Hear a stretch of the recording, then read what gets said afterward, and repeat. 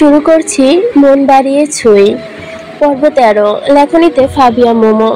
অবিচেতন মেহনুরের মুখে থেকে এমন ভয়ানক শব্দ শুনে স্তব্ধ হয়ে গেল মাহাতি। নিজের কান দুটির মধ্যে যেন ঝিঝি করে বাজছে। কিছু শুনল সে। মেহনুরের গায়ে তরুণ হাত দিয়েছে।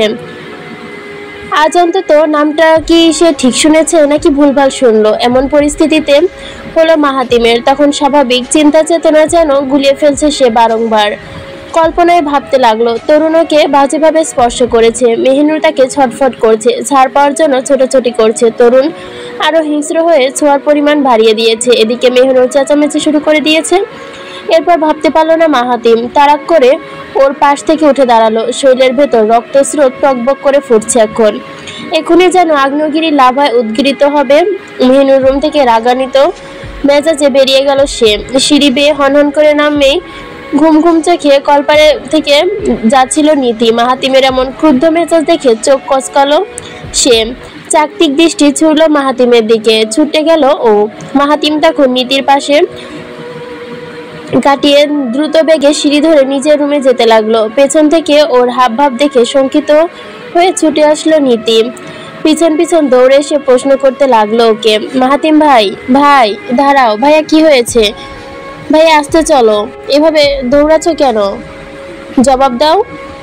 নীতির প্রশ্নমালা চলতে থাকলো ঠিকই। রাগে গম্ভ হওয়ায় মাহাতিম সেটা কোনোভাবে উত্তর দিল না। রুমে ঢুকে কাঠের আলমারিতে খুলে এমন একটা বস্তু বের করলো যেটা দেখে নীতি হতভম্ব চাহনিতে চিলিয়ে উঠলো। খবরদার ভাইয়া, এটা বের করো না।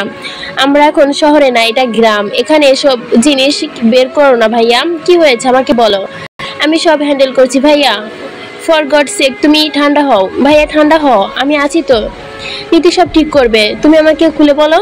নীতির অস্থির চাহর দেখে মাহাতিম কঠোর দৃষ্টিতে এক পলক তাকালো। একেবারে ওর চোখে চোখ রেখে রাগী কণ্ঠে বলল, তোকে যদি কেউ মল টেস্ট করার চেষ্টা করে ওই সময় আমার কি করা উচিত? এই মুহূর্তে কোনো পাল্টা উত্তর পেল না। একদম কাটকাট আনসার দিবি। ইনোসেন্ট উত্তর দে এখন। মাহাতিমের কথা শুনে মুখের বুলি হারিয়ে ফেলল নীতি। মাহাতিম তখনও রাগী দৃষ্টিতে তাকিয়ে আছে। নীতি কিছুক্ষণ স্থির দৃষ্টিতে তাকিয়ে থেকে রুমের ধীর কণ্ঠে প্রত্যেকটা শব্দ থেমে থেমে বলল, তুমি তাকে মেরে ফেলবে।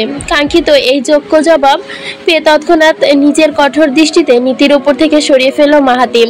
হাতে থাকা চকচকে রিভলভার সিলভার রঙের ভারী বস্তুটা টি শার্টের ওপর রেখে পেটের বাঁ পাশের প্যান্টে গুজে রাখলো। আবার দৃষ্টি তুলে নীতিকে গম্ভীর পানে কঠিন সুরে বলল, তুই সামনে দেখ, মুখ খারাপ করলাম না, কিন্তু তরুণের বাচ্চাকে আমি ছাড়বো না। ওই শালা ইতরামি যদি না ছুটিয়ে দিয়েছিস, ওর কারেন্ট একেবারে নিভিয়ে দিব। ওর আসল জায়গায় যদি মেন কাজ না সারছি আমি, ওর মুখ থেকে বাজে কথা ছিটে আসার পূর্বে তড়িঘড়ি করে থামিয়ে দিল নীতি। মাহাতিমের একদম সামনে দাঁড়িয়ে ভীত অবস্থায় বলল, শান্ত করে জোর খাটিয়ে বলল, আমরা কিন্তু শহরে না ভাইয়া, তোমার এই ব্যাপারটা মাথায় রাখতে হবে। তুমি কিন্তু এই মুহূর্তে কোনো প্রকার সিন ক্রিয়েট করবে না। আমরা এখন জমিদার বাড়ি আছি। এই বাড়ির নাম ধাম যদি একটু এদিক সেদিক হয় তাহলে কেমন ভয়াবহ অবস্থা হবে একবার ভেবে দেখো। তুমি আপাতত ঠান্ডা হও, জাস্ট রিল্যাক্স। আর আমি জানি তুমি এইসব নস্টোলজিক ব্যাপার নিয়ে এমন করবে না, কিন্তু ভাইয়া কে মল্টেজ, কার জন্য তুমি তরুণের ওপর তেতেছ? তরুণ কি করেছে? একটু আগের ঘটনা আবার মনে পড়লো মাহাতিমের। অমনি রাগে চট করে টেবিলের পাওয়ায় একটা লাথি মারলো। সেই লাথির কারণে কাচের গ্লাস খপ করে পড়ে নিচে ভেঙে গেল। নীতি তাড়াহুড়ো করে টেবিলের সাথে সেই গ্লাসটা ধরে সোজা করে রাখলো। রাগে নিঃশ্বাসের গতি বেড়ে যাচ্ছে মাহাতিমের। কয়েক পা পিছিয়ে ধারাম করে বিছানায় বসে পড়লো সে। মুখে দুহাতটা ঢেকে রাগ সর্বরং করার চেষ্টা করছে। তরুণের যদি এই মুহূর্তে সামনে পায়, ও শরীরের চামড়া টেনে ছিঁড়ে ফেলবে মাহাতিম। গলায় দড়ি বেঁধে চামড়ার খাসি যেভাবে ছিলে ঠিক সেইভাবে। ওর জন্য যখন উত্তপ্ত মস্তিষ্কে শাস্তির চিন্তা করে ফেলেছে, তখন চিন্তার জালে বেদন দিচ্ছে নীতি। ভাইয়া, তরুণ কার সাথে বাজে কাজ করেছে, তাকে মল্টেজ করে?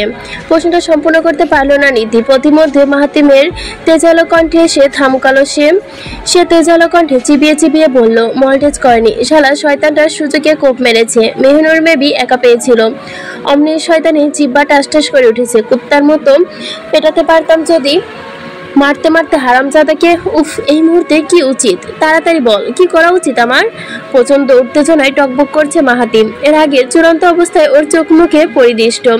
এই মুহূর্তে সত্যি নিজেকে সামলাতে পারছে না ও। কোনোভাবেই তরুণকে একবার হাতের মুঠোয় এনে কেচে ফেলতে ইচ্ছে করছে একদম। নীতি পরিস্থিতি অমন গরম দেখে দ্রুত মাহাতিমকে উদ্দেশ্য করে অস্থির ভঙ্গিতে বলল, ভাইয়া ভাইয়া দেখো, আগে নিজেকে কন্ট্রোল করো, বেশি উত্তেজিত হইও না। এসব বাড়িতে কেউ না থাকলে এসব বজ্জাত শেফালি কিন্তু ঠিকঠাক ঘাটটি মেরে আছে। যদি উনি কিছু ঘটিয়ে ফেলে, সম্পূর্ণ দায়ভার মেহনুরের উপরে এসে পড়বে। এসব ঘটনা নিয়ে মেয়েরা বেশ ভিকটিম হয়, তাই সাবধান। যা করবে ভেবেচিন্তে। ভাইয়া মাথা ঠান্ডা করো। মাহাতিম ওর কথা মাঝে দাড়ি বসিয়ে আদেশসূচক বলল, তুই ওর রুমে যা এক্ষুনি, ওর অবস্থা কেমন সেটা দেখ। আমি যা করার নিজের মতো করে করব। শয়তান তো জানে না এই মাহাতিম কি জিনিস। ওর মতো 10টা কুত্তাকে পায়ের নিচে মারতে আমার টাইম লাগবে না। নীতি টান টান পরিস্থিতির ভেতর শুকনো ঢোক গেল। গলাটা স্বল্প ভিজে সম্মিত সুরে ভাইকে মাথা দুলিয়ে রুম থেকে বেরিয়ে গেল। মেহেরিনের রুমের দিকে আসতেই সৌভিকের কানে কথাটা দিয়ে গেল। সৌভিক প্রথমে রাগে খেপে উঠলে পরক্ষণে মাহাতিমের চিন্তায় কিছুটা তুষ্ট হলো সেও। ওরা দুজন বাকরুদ্ধ অবস্থায় 2 মিনিট হা করে তাকিয়ে থাকে। এরপর মাহাতিমের রুমের দিকে একসঙ্গে 3 জন ছুট লাগায়। নীতি মেহনুরের রুমে ঢোকার আগে বুদ্ধি করে প্রীতি ও ফারিনকে সবকিছু বলে দেয়। এদিকে শাহনাজ দরজা চাপিয়ে ঘুমিয়ে গেছে, ওকে আর ডাকে না। সুরাইয়াও এখন কোথায় আছে সেটা কেউ জানে না। নীতি আর প্রীতি ফারিন একসাথে 3 জন মেহনুরের রুমে আসলো। বিছানায় চোখ বন্ধ অবস্থায় মেহনুর চেতনাশূন্য হয়ে আছে। 3 জন সেই দৃশ্য দেখে নিজেদের মুখের পানে কিছুক্ষণ চাওয়াচাওয়ি করলো। চোখের ইশারায় কিছু সায় বুঝিয়ে বিছানার কাছে চলে আসে। নীতি ওর মাথার নিয়ে নিজের কোলে বসে। প্রীতির রুমে গিয়ে নিজের লাগেজ থেকে গ্লুকোজ বয়াম খুলে ফ্লাগ ভর্তি গ্লুকোজ পানি নিয়ে আসে। ফারিন একটা গামছা নিয়ে এসে ভিজিয়ে এনে মেহেরিনের হাত পা মুছতে দেয়। প্রীতি চামচে করে গ্লুকোজ পানি ধরে নীতির ওর ঠোঁট ভেজিয়ে দেয়, খাইয়ে দেয়। প্রীতি ফ্লাক্সে ছোট কাপ চাপে চামচ দিয়ে গ্লুকোজ দিতেই ক্ষুদ্র স্বরে বলে, এই বাড়ির মানুষগুলো খুবই আজব আপু। মা এদিকে মেয়ের খেয়াল রাখে না, দাদা বাড়ির গোপন খবর জানে না, শেফালি আকাম করে চোখ দেখে না। আবার আজকে দেখো তরুণের মতো খবিশ সাহস পেয়ে গদগদ করে ওর গায়ে হাত দিচ্ছে। আচ্ছা, সব ঘটনা মেহুনের সাথে কেন ঘটে আপু? এটাই কি রিজন? এটার কোনো কারণ কি নাই? নীতি ব্যস্ত ভঙ্গিতে এক নজর প্রীতির দিকে তাকালো। খাওয়ানোর জন্য মেহনুরের ঠোঁটে চামচ কাট করতে শান্ত কণ্ঠে বলল, মেয়েটার দিকে ঠিক মতো তাকিয়ে দেখ, তাহলে আসল ঘটনা বুঝবি। নীতির এমন কথায় আগামাথা কিছুই বুঝলো না প্রীতি। তবুও বড় বোনের কথা মান্য করে মেহনুরের দিকে গভীর দৃষ্টিতে তাকালো। মেহনুরের দিকে দেখে বিড়বিড় চাহনিতে পাশ ফিরল। ফারিন উঠে বলল, মেয়েটা একটু বেশি সুন্দর, এটা তুমি দেখাচ্ছ না? এই মেয়েটা যে ওর সৌন্দর্য দেখে হিংসা করতে পারে এইটুকু বোঝো না? ওর বোনগুলোর মধ্যে সুরাইয়া 1 নম্বর ফাজিল। ওই মেয়ে দেখতে জুতে মারতে ইচ্ছে করে। ফারিন কথা শেষ করতে প্রীতি তীক্ষ্ণ দৃষ্টি ফেলে ভাবুক চিন্তায় বলল, আচ্ছা, ফ্রক পরিয়ে দিলে কি সত্যি ওকে বাচ্চা লাগবে? মাহাতিম ভাই কি তখন কন্ট্রোল অপশন থাকতে পারবে? আমার কিন্তু মেয়েটাকে ফেস মারাত্মক লাগছে। প্রীতি কথাটুকু ইতি টানতেই এর মধ্যে চট করে ফারিন বলে ওঠে, সবাই যে এই সময়টায় ঘুমাস এটার সুযোগ নিয়েছে। তরুণ তো দেখি ডেঞ্জারাস টাইপের চালাক, ওর চালাকিকে কেউ ধরতে পারলো না। নীতি ওর মুখ খুলে স্বাভাবিক কণ্ঠে বলল, মুখ যদি নকল চেহারা পড়ে থাকে তাহলে ভালো মানুষরা অবশ্যই টপকি খাবে। শেফালি মামি ছাড়া সবাই কিন্তু ভালো মানুষ, সবাই যথেষ্ট সহজ সরল। অন্য 10টা গ্রামের মহিলার মতো উনাদের মধ্যে কোনো ঘরপ্যাচ নেই। কিন্তু যা কাহিনী ঘটলো এই জমিদার বাড়িতে শুধু শেফালি মামি করে, আর নিজের মেয়েটাকেও খারাপ বানাতে এক্সপার্ট বানিয়েছে। দেখলি না কিভাবে মাহাতিম ভাইয়ের কাছে চিঠি গুজে দিয়েছিল? এগুলোতে থাপড়ানোই উচিত। হান্নান নানা যদিও সহজ মনের মানুষ, কিন্তু আমার মনে হয় তিনি অবশ্যই সবকিছু টের পাচ্ছেন, অথচ মুখে কে কিছু স্বীকার করছে না। বাড়ির মধ্যে যদি কোলাহল সৃষ্টি হয়, সেটা যদি বাইরে গ্রামবাসীর নজরে পড়ে, এই ভেবে হয়তো নানা চুপ আছে। নীতির যুক্তিপূর্ণ কথা শুনে চুপ করে থাকলো কিছুক্ষণ। এর মধ্যে মেহনুরের চোখ খুলে স্বস্তি পেল সকলে। স্বাভাবিক অবস্থায় একটু একটু করে চেতন ফিরে এলো ওর। তবুও 2 দফা বমি করলো আবারও। শাহনাজ ততক্ষণে ঘুম থেকে উঠে গেল। প্রথম কয়েক মিনিট মুহূর্তের মধ্যে তাকিয়ে রইল শাহনাজ। তারপর ধীরে ধীরে যখন সম্পূর্ণ ঘটনা জানতে পারলো, সে মুহূর্তে আর স্বাভাবিক রূপে থাকলো না। গর্জে উঠে হোক গলির চোপে তরুণের গোষ্ঠী তখন শাহনাজ একদম চটে পটে দিচ্ছে। সাবাই ঘটনা জানার পর ভয়ে কেমন গুটিয়ে গেছে, কিন্তু সুরাইয়া তখনও লাপাত্তা নজরেই রইল। শেফালি ঘুম থেকে উঠে মাগরিবের আজানের সময় উঠেছে। আঙিনায় এসে যখন শুনশান নীরবতা দেখলো, সে সঙ্গে যখন বাড়ির ভেতর অমন সন্ধ্যার অন্ধকারে বাতিহীন অবস্থায় ছিল, তখন শুধু মেহনুরের রুমের মধ্যে আলো জ্বলছিল। আবার সেখান থেকে অনেকগুলো স্বরের আওয়াজ শোনা যাচ্ছিল। শেফালির মাথা ঘোমটা টেনে মোটা শরীরটা নিয়ে সিঁড়ি ধরে মেহনুরের রুমের দিকে এগোতে লাগলো। ক্রমে যখন পা এগিয়ে রুমে এসে দাঁড়ালো, তখন পর্দা সরাতেই রুম ভর্তি সকলকে যেন একত্রে দেখতে পেল। শেফালি আচমকা দরজার সম্মুখে রেখে পিনপতন নীরবতায় চুপ হয়ে গেল। মেহনুরকে বিছানার মাথার সাইডে পিঠ লাগিয়ে বসতে দেখা যাচ্ছিল। চুলগুলো কেউ সুন্দর করে ফ্রান্স বেনি করে দিচ্ছে ওর। মাথায় সবগুলো চুল পেছনে টেনে মোটা একটা বেনি ঝুলছে। কপালে মাথার শুরু প্রান্তে ছোট ছোট চুলগুলো ছেড়ে আছে। মলিন উদাস বিষগ্নতা ঢেকে উজ্জ্বল লাবণ্য সুন্দর মুখটা একটু যেন তর্জমা হয়ে আছে। সবাই শেফালিকে খুঁচিয়ে খুঁচিয়ে দরজার দ্বার প্রান্তে দাঁড়িয়ে পরখ করছিল। শেফালি অমনভাবে তাকাতে দেখে সাবির সৌভিক কিছু তীক্ষ্ণ ইশারা করলো। সেই ইশারায় ইঙ্গিত করে সৌভিক তৎক্ষণাৎ হাসি দিল। মেজো মামির আগমন কি করে হলো? আসেন মামি, আসেন, 2 কাপ চা খেয়ে গল্প করি। শেফালি ওর কথা শুনে সৌভিকতার হাসির খাতিরে দিল। তার হাসিটা কুচরি লাগলো। মনে মনে নাক ছিটকালো সৌভিক, কিন্তু মুখের ভাব সেটা একটুও প্রকাশ করলো না। শেফালি কি নমনীয় কণ্ঠে শান্ত ভঙ্গিতে বলল, শাহনাজ, মেজো মা, আপনার কি দরকার? শেফালি এবার নীরবতা সুতো কেটে বলল, ঘরে যে বাতি জ্বালাতে হয় এটা কি মনে থাকে না? ঘর দুয়ার তো অন্ধকার হয়ে গেছে। একটু পর আব্বাসি দেখলে গজগজ করবে। সিয়াম এক চুলও শেফালি সহ্য করতে পারে না। ঝাড়ু এনে যদি ঝাঁটের মতো বিদায় করতে পারতো, তাহলে সিয়ামদের সেটাই হতো, কিন্তু ভদ্রতার খাতিরে সেটা করতে পারছে না। সবিক মনে মনে ভয় পাচ্ছে, যদি হুট করে মাহাতিম ঘরে ঢুকে না জানি এই মহিলাকে বিবিসির 10টার খবর ঘটাতে থাকে। মাহাতিম এখন না আসলেই চলে। এদিকে মেহনুর চুপচাপ নত মুখে বসে থাকলো। পাশ থেকে ওর হাতটা মুষ্টিবদ্ধ করে চেপে রেখেছে শাহনাজ। একটুখানি দৃষ্টি তুলতে আর চোখে শাহনাজের দিকে দেখলো। শাহনাজ শেফালির দিকে তাকিয়ে আছে। শেফালি সকলের দৃষ্টি যখন স্থির, অস্বস্তিতে ফোঁস করে উঠল, তখন বাধ্য হয়ে শাহনাজ উঁচিয়ে নিচে চলে গেল। সবাই হাঁপ ছেড়ে বাঁচল। মেহনুর মনের ক্যানভাসে যে বিভীষিকার ঘটনার চিত্র এঁকে গেল, সেটা মুছে বড় দুঃসাধ্য ওর। কিন্তু ফারিনের কথায় চিন্তা চেতনা থেকে সদ্বিদ ফিরে পেতে ফারিনের মুখ থেকে শুনল, তরুণ নাকি এখনো বাড়ি আসেনি।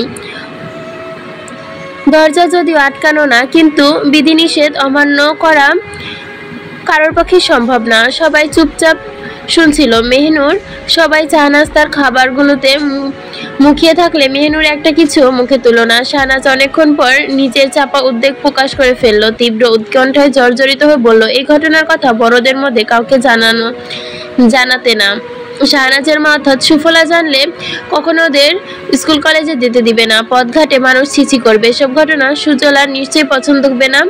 হানান শেখও বাড়ির বাইরে পা ফেলতে দিবে না। মেহনুরের মা যদিও সদাশিদে মানুষ, কিন্তু এসব ঘটনা শুনলে তিনিও ঠান্ডা মেজাজে থাকবে না। সবাই এক মনে শাহনাজের কথা শুনে পথে মধ্যে নীতি, সৌভিক, ফারিন দফায় দফায় বাধা দিয়ে প্রতিবাদ করে রুখে দাঁড়ালো, কিন্তু শাহনাজ সেসব কথা নারাজ। ওর মূল কথা শহর নয়, এটা গ্রাম। গ্রামে এমন দুর্নাম রটে যায়, আর সেটা যদি বাড়ির ভেতর থেকে ঘটে, তাহলে মান সম্মান সব ধূলিসাৎ হয়ে যাবে, 1 সেকেন্ডও লাগবে না। জামজমাট আলোচনায় দীর্ঘশ্বাস ফেলে শাহানাজ প্রতিটা পয়েন্টে সুন্দর করে যুক্তি দিয়ে বোঝালো, সঙ্গে এটাও বোঝালো মাহাতিমকে থামাতে ও যেন তরুণের গমনে কোনো জ্ঞানজাম না করে। তরুণকে বিদায় করার জন্য চোরা পথ অবলম্বন করা লাগবে। এর মধ্যে ধূরতর ব্যক্তি সোজা হয়ে পরিকল্পনা করে। এদিকে মাহাতিম তরুণকে পেটানোর জন্য, মারার জন্য যেভাবে গর্জে ওঠে, এই মুহূর্তে থামানো আবশ্যক, কিন্তু কোনো পথই বের করতে পারল না তারা। কারোর কোনো বুদ্ধি না এলে থামানোর কাজ আসলো না। ঘন্টা আধেক পরে সবাই যখন নিরুপায় উদাস ভঙ্গিতে বসে থাকলো, কিন্তু বুদ্ধির আসল মোক্ষম সূত্রটা তৌফের মাথায় আসলো। তৌফ সবাইকে মারাত্মকভাবে চমকে দিয়ে বলল, শোনো, অ্যাটেনশন, আমি যা বলি এভাবেই হবে, সবাই প্লিজ মনোযোগ দিয়ে শুনবে। আমার মাথায় একটা সলিড প্রুফ টেকনিক এসেছে, এটা যদি খাটাতে পারি আমরা কলিজা গুদুর সব কিছু বলছে। মাহাতিম আনসারি মাস্টবাড়ি ডেফিনেটলি সিরিয়াসলি কুপত হবে এইবার। তৌফের এমন প্যাচ কথা শুনে সিয়াম ওর পিঠে জোরে একটা কিল বসালো। ব্যথায় তৌফ ঝড়ফড় করে উঠল, সবার সামনে অশ্রাব্য গালি দিল, শেষে লজ্জায় নিজেকে আড়াল করে যেন মুখ লুকালো। আমাদের কাছে চাবি আছে, জাস্ট তালার কাছে গিয়ে চাবিটা একটু মোচড় মারা লাগবে, ব্যাস, এতে আমাদের সমস্যার সমাধান হবে, আমি শিওর।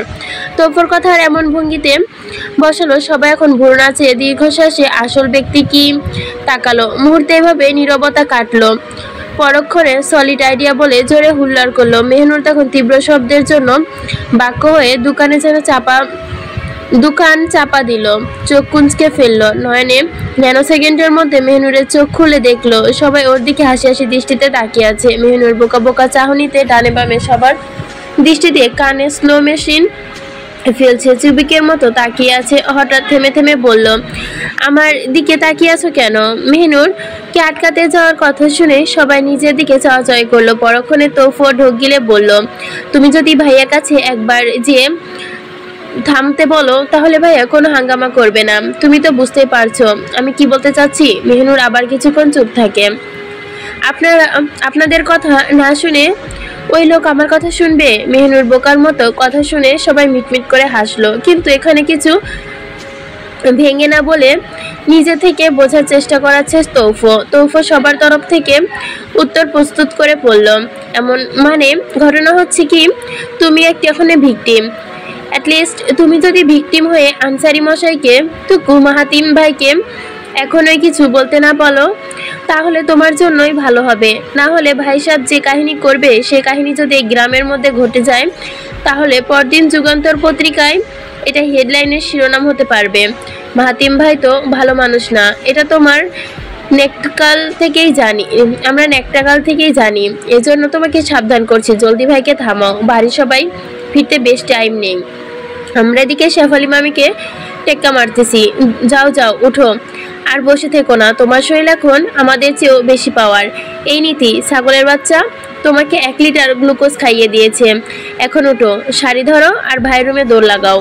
মেহনুর আবারও সবার দিকে তাকিয়ে উজবুকের মতো তাকালো। এখনো তরুণের জন্য মাহাতিমের রুমে যাওয়া লাগবে, তাও কিনা একা একা যেতে হবে। কি বলবে মাহাতিমকে, কিভাবে গুছিয়ে বলবে সব কথা? যতবার মাহাতিমের সামনে স্বাভাবিক চেতনা নিয়ে হাজির হয়েছে ততবারই চেতনার নাম নিশানা পাল্টে দিয়েছে। অস্থির অবস্থায় কাট হয়ে গেল মেহনুর। এবার এই ভয় অস্থিরের জন্য দেহ থেকে প্রাণ বের হয়ে যায় কিনা কে জানে। এই পর্যন্ত ছিল মন বাড়িয়ে ছুঁই পর্ব 13। এখন শুরু করছি পর্ব 14। বাঘের আস্তানায় গর্জন থামানোর জন্য পা বাড়ালো মেহনুর। ভয়ের তীব্রতা, মনের অবস্থা বড়ই নাজেহাল। প্রচন্ড ভয়ে গায়ের পশম কাটা দিয়ে দাঁড়িয়ে যাচ্ছে, পা চালাতেও প্রচুর বেগ পেতে হচ্ছে। সূক্ষ্ম গলায় কয়েকবার ঢোক গিল মেহনুর। বন্ধ দরজায় ধাক্কা দেওয়ার আগে বুকে 3 বার ফু দিয়ে নিল। ঠান্ডা অসর হয়ে আসা শরীরটা দরজার একদম নিকটে গিয়ে দুহাতে বাড়িয়ে ধাক্কা মারলো। ক্যাচ করে একটা শব্দ তুলে দরজাটা খুলে গেল। তখন এই রুমের অবস্থা অন্ধকারে জানালার কাছে আবিষ্কার করলো লম্বা দেহের মানুষটা, যে মানুষটা জানালার দিকে মুখ দিয়ে কঠোরভাবে দাঁড়িয়ে আছে। তার পেশিবহুল হাত দুটো প্যান্টের দুপকেটে গুজে রেখেছে। বাইরে থেকে আসা রাস্তার আলোতে একটুটুকু বোঝা যাচ্ছিল তার গায়ে কোনো টি শার্ট নেই। সে উন্মুক্ত গায়ের ওপর ঘামের আস্তরণ লেপটে আছে, কেমন চকচক করছে। জিম করা সেই বডি বিল্ডের দেখে চোখ ধাঁধানো, দেখে বিশাল দেহের মানুষ, সেই সঙ্গে উচ্চতাও যেন অতুলনীয়। দম আটকে মারা যাবার অবস্থা মেহেনুরের। সাথে সাথে ধিক্কার দিচ্ছে নিজের চোখকে। অসভ্য অভদ্র চিন্তার জন্য নিজেকে দুবার গালিগালাজও করলো সে। মাহাতিমের কানে স্পষ্ট সেই পদচারণার শব্দ আসছে। পরিচিত সেই শব্দে কিছুটা বিভ্রান্ত হলেও তৎক্ষণাৎ নিজেকে শান্ত করে নিল। পিছন থেকে আসা আগত বালিকার জন্য কাঠিন্য সুরে বলল, কি জন্য এখানে আসা হয়েছে? পা থামিয়ে চমকে উঠলে কোনো শব্দ উচ্চারণ করলো না মেহেনুর। কিছুক্ষণ বোকার মতো চুপ করে ধীর গলায় বলল, আপনার সাথে দুটো কথা ছিল। কথা শুনে কোনো হেলদোল হলো না মাহাতিমের। যেভাবে দাঁড়িয়ে ছিল সেভাবে দাঁড়িয়ে রইল। কোনো উত্তর দিল না সে। চোখের দৃষ্টি আকাশের দিকে স্থির রেখে চুপ করে রইল। ঠিক অমন সময় বাইরে একটা পিকআপ গাড়ির থামাতেই গাড়ির আলোতে রুমের অন্ধকার একটুখানি কমলো। মেহনুর আবারও দৃষ্টি তুলে মাহাতিমের দিকে তাকালো, কিন্তু সেই দৃষ্টি আর নিচে পড়ল না। মেহনুর শত চেষ্টা করেও পারল না। তখন ভীত চাহনিতে দৃষ্টিতে হঠাৎ যেন শান্ত হয়ে গেল ও। শুধু মাহাতিমের পিঠটার দিকেই যেন সম্মেদ দৃষ্টিতে তাকিয়ে আছে। হৃদযন্ত্রের বেসামাল ধুকপুকুনি ধীরে ধীরে যেন কমতে লাগলো। সকল ভয় আকস্মিক উধাও হয়ে গেল কোথাও, কে জানে। এতদিন লোকটাকে টি শার্টের মধ্যে দেখেছে। টি শার্টের ভেতরে ভয়ঙ্কর ফিনফিটে বোঝা গেল লোকটার। হাতের বেসলাইট মশালের মতো টি শার্টের শর্ট ফিল্ড কুপকাত হয়ে গেল। এই লোকটা নিজেকে এত বড় বড় করে, তাহলে ইয়াংদের তাহলে বডি ফিটনেস কেমন? বয়স কত? 30-এর এপাশ ওপাশ নাকি আরো বেশি? চিন্তায় দুয়ারে কড়া পড়তে মাহাতিম গম গম করে যেন ওকে বাস্তবে টেনে আনলো। এখানে দাঁড়িয়ে কোনো লাভ নেই, চলে যাও এখান থেকে। মেহনুর এখন কিছুই শুনবে ভেবেছিল, এমন কিছুই শুনবে ভেবেছিল, আর সেটাই কিনা কাটায় কাটায় মিলে গেল। কিন্তু এখন হার মানলে চলবে না। সবিক বলে দিয়েছে এই লোকটাকে যেই পর্যন্ত কমিটমেন্ট আকারে রাজি হবে না, সেই পর্যন্ত কোনোভাবে আসন্ন বিপদ থেকে রক্ষা পাবে না। এই মাহাতিম আনসারি একবার যেটা বলে সেটা আকাশ পাতাল উল্টে গেলেও কন্ডায় গড়ায় করে ছাড়ে। মেহনুর আরেকটু সহজ ঝুঁকিয়ে মাহাতিমের দিকে এগিয়ে এলো। মাহাতিমের বাঁ পাশে এসে জানালার পাশে দাঁড়ালো। কিছু নিচু করে রাখা চোখ দুটো ডানে ফিরিয়ে মাহাতিমের মুখের দিকে ধীরে ধীরে তুলতে লাগলো। মাহাতিমের মুখের বাম পাশটা কেবল দেখা যাচ্ছিল, আর তাতে মেহনুরের গলা শুকিয়ে খসখস করতে লাগলো। মাহাতিমের মুখটার দিকে দৃষ্টি তুলতে কয়েক সেকেন্ডের জন্য বায়ে তাকালো মাহাতিম। শান্ত অথচ কঠোর দৃষ্টি। এক পলক ভীতু পানিকে দেখে আকাশের দিকে তাকালো। মেহনুর কাচুমাচু ভঙ্গিতে মিনমিন করে বলল, আপনি তরুণ ভাইয়ের জন্য বাড়িতে কোনো ঝামেলা করবেন না। আপনার একটা ঝামেলার জন্য আমি প্রচুর বিপদে পড়ব। আমার দাদা ভাইয়ের নাক কাটা যাবে। আমি আপনার কাছে অনুরোধ করতে আসছি, আপনি দয়া করে আজকের ঘটনা বাইরে ফাঁস করবেন না। মেহনুরের কথা শেষ করে আবার মাহাতিমের মুখের দিকে তাকালো। উত্তরের জন্য যখন অনিমেষ নেত্রে চেয়ে রইল, ভীষণ অসহায় অনুভব হচ্ছিল নিজেকে। মানুষ যে কতটা খারাপভাবে বিশ্রী ঘটনা রটিয়ে দিবে সেটা করলেই ভাবলেই কান্না পাচ্ছে। তারা যদি তরুণের ঘটনা জানতে পারে, তাহলে মুন্ডা বাড়ি নিয়ে 7 গ্রামে থুতু ছুড়াবে। মেহনুর আসন্ন বিপদ নিয়ে চিন্তা করতে থাকলেও পাশ থেকে মাহাতিম শক্ত কণ্ঠে বলে, তুমি কি আমাকে ভয় পাচ্ছ, নাকি আমার তাণ্ডব লীলার জন্য টেনশন করছো? প্রশ্ন ছুটতে মাহাতিম পকেট থেকে হাত গোজানো অবস্থায় ওর দিকে ফিরল। মুখভঙ্গি হয়ে ওঠে গভীর থেকে গভীর। দৃষ্টি আটকালো দাঁড়ানো। খসখসে গলায় ঢোক গিলল মেহনুর। ওর দিকে ধীর গতিতে দৃষ্টি তুলতে তাকালো। আবারও তীব্র উত্তেজনায় বুকের ভেতর হাতুড়ি চালানোর মতো হচ্ছে। নিঃশ্বাস যেন বন্ধ হয়ে আসছে, দীর্ঘ ঘন গভীর। মাহাতিম আনসারির মুখের দিকে তাকানোর সাহস হলো না। হয়তো বুক পর্যন্ত দৃষ্টি এসেই দাঁত শক্ত করে চোখ বন্ধ করে ফেলল মেহনুর। দুহাত মুষ্টিবদ্ধ করে কঠোরভাবে দেখল। শরীরের ভেতর কোনো অদ্ভুত শিরশির ভাবে অনুভব হচ্ছে। সেই শিরশির অনুভূতির জন্য শিরায় উপশিরায় বিদ্যুতের মতো ঝিমঝিম করছে। মেহনুরকে অমন অবস্থা দেখে চোখ ক্ষীণ কৌতূহল মিশ্রিত চাহনিতে তাকালো মাহাতিম। প্রশ্নোক্ত ভঙ্গিতে সেই মেহনুরের দিকে একদম গন্ধটা দৃষ্ট টের করল। এটা কিসের গ্রান? এটা কি কোনোভাবে ক্লোরোফর্মের গ্রান? ক্লোরোফর্মের গন্ধ কেমন হয়? ধুর, যদি হয়ে থাকবে এই বেটা কি কারণে সেটা ইউজ করবে? মেহনুর চোখ না খুলতেই যত সব হাবিজাবি চিন্তা করছে, অথচ একজোড়া তীক্ষ্ণ চোখ ওর মুখের পানে গাঢ় দৃষ্টিতে তাকিয়ে আছে। পলকে পলকে চাহনিতে তাকিয়ে মাহাতিম আনসারি বলে ওঠে, আমার রুমে যেহেতু এসেছো, আমার দিকে তাকানোর সাহস রাখা উচিত। চোখ খোলো। আমার দিকে আই কন্টাক্ট করো। মেহিনুর এইটুকু বুঝতে পারলো মাহাতিম বর্তমানে ওর কাছে এসে দাঁড়িয়েছে, ওর মুখের দিকে ভয়ঙ্কর দৃষ্টি ফেলে তাকিয়ে আছে। এদিকে উপরন্তর খুঁজেও যখন বৃথা হয়ে তখন বাধ্য হয়ে মেহিনুর নিজের চোখ খুলে মাহাতিমের দিকে পিটপিট করে তাকালো। শান্ত কঠোর অক্ষুদয় চাহিতে নিজেরকে ভীত চাহনি সম্পূর্ণ আটকে পড়ে গেল মেহিনুরের। চোখ সরালো তখন দূরের কথা, চোখের পলকও যেন পড়ল না, শুধু ওই সম্মোহিত চাহনির মাঝেই দৃষ্টিটা রেখে আস্তে করে ঢোক গেল মেহিনুর। মাহাতিম কিছুক্ষণ চুপ থেকে তাচ্ছিল্য সুরে কঠোর ভঙ্গিতে বলল, তোমার ওই তরুণ ভাই যদি ভুলেও আমার সামনে আসে আমি কিন্তু ওর জন্য স্পেশাল খোরগদ্দর হব। গোবরের কথা শুনে গায়ে কাটা দিচ্ছে মেহিনুরের। ভয়ে চুপসে গেলেও নিজের বাইরে থেকে স্বাভাবিক করার জন্য যথেষ্ট করলো সে। কি দরকার এসব করার? সে যেভাবে আছে সেভাবেই থাকুক, আপনার এখানে কিছুই করতে হবে না। আপনি কোনো মাতামাতি করছেন কেন? মাহাতিম এবার চোখ সরু করে তাকালো কাঁধের নিচে থাকা মেহিনুরের দিকে, মাথা নত করে সূক্ষ্ম মেজাজ দেখিয়ে বলল। মাহাতিম বলল, তোমার জায়গায় যদি নীতি পিতি বা ফারিন থাকতো তাহলে তরুণের নামের আগে মরহুম শব্দ লাগাতে আমার বেশি সময় লাগতো না, কিন্তু তুমি তো আমার কিছু হও না। ঠিক বলেছ, আমার তো তোমার ম্যাটার নিয়ে মাতামাতি করার দরকার নাই। তোমার মতো বলদের জন্য নিজের হাত তো আমি নষ্ট করতে পারি না। So go to hell. আমার সামনে থেকে নিজের ভীতু মুখখানি নিয়ে বিদায় হও। চেষ্টা করবে ভুলে যেন আমার সামনে না পড়ো, নইলে আমি রাগের মাথায় যে আচরণ করব আমি নিজেও জানি না। চলে যাও এখান থেকে। প্রচণ্ড রাগের কারণে নিজেকে সামলাতে না পেরে শেষোক্ত কুর্তিটিতে কথাটা চড়া গলায় বলল মাহাতিম। মেহিনুর রুম থেকে বেরিয়ে গেল। আরেকবার হুঙ্কার দিল সে। মাহাতিমের খোঁচা অপমান গুঞ্জনা শুনে মেহিনুর নতমুখে ধীরে ধীরে চলে যেতে থাকলো। মাহাতিম তখন উত্তেজিত রাগটা সামলাতে না পেরে জোরে জোরে নিঃশ্বাস নিতে থাকলো।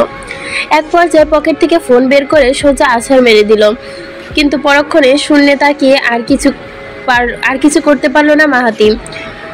চূড়ান্ত রাগটা সামলাতে নিজের ঠোঁটে পড়ে নিঃশ্বাস ছাড়তে লাগলো। ফোনটা আবারও পকেটে ফাঁকে ফেলে মাথা ঘুরিয়ে দরজার দিকে তাকালো। ঘিরে রঙের শাড়িতে অন্ধকার ও উজ্জ্বল হয়ে আছে। মাথায় বেনিটা পিঠ থেকে হাঁটু পর্যন্ত মায়াবী বালিকার চিত্র প্রদর্শন করছে। ছোট ছোট পায়ে চলে যাওয়ার দৃশ্য তার চোখে বন্ধ হলো। মাহাতিম জানালার দিকে পিঠ ঠেসে চোখ বন্ধ করে ভাবতে লাগলো, এই পা দুটো আটকানোর জন্য আসল যোগ্যতা কি ওর আছে?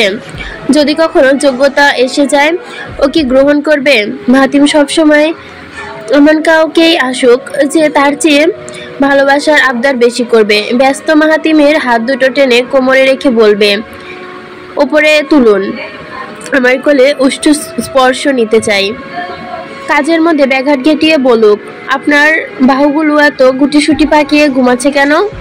এত আবদারের জন্য এই মানুষটা কি সেই মানুষটা নেই? এসব চিন্তায় সবসময় আফসোসের শূন্যতা ভরা ওর।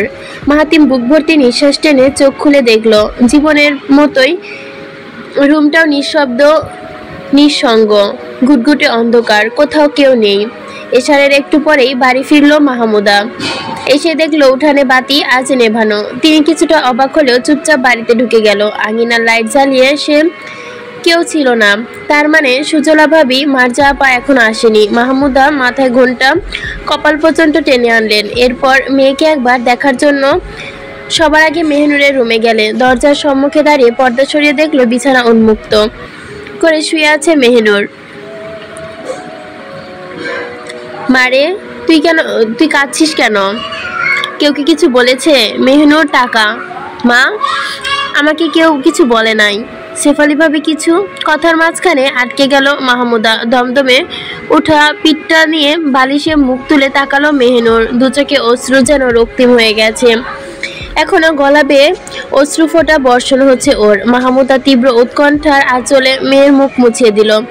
বারবার জিজ্ঞেস করতে লাগলো কেন কাঁদছে। উপায় উপস্থিতি না বুঝে নিঃশব্দে কান্নার আওয়াজ যেন ফিসফিস করে শোনা যাচ্ছে। মাহমুদ আর সহ্য করতে না পেরে এবার ক্রোধে জোর করে জানতে চাইল। মেহিনুর অশ্রুপূর্ণ চোখে তুলে মায়ের দিকে তাকালো, আবার দৃষ্টি নামিয়ে মৃদু স্বরে বলল, তুমি কারণ শুনে কি করতে পারবে? কখনো তুমি আমার পক্ষ নিয়ে কথা বলেছো? মেজমা সুরাইয়া বুবু প্রতিদিন আমাকে কথা শোনায়, তোমাকে ইচ্ছে মতো খোঁটা দেয়, আব্বাকে নিয়েও যাতা কথা বলে। এসব কথা শুনে কি তুমি কিছু করতে পেরেছো? আব্বা বিদেশে দিন রাত এক করে খাটে, আর সেই খাটুনির টাকায় ওরা নাম ফুটায়। আম্মা, ছোট থেকে বড় হলাম ঠিকই, কিন্তু অন্যের লাথি উষ্টা খেয়েই বড় হয়েছি।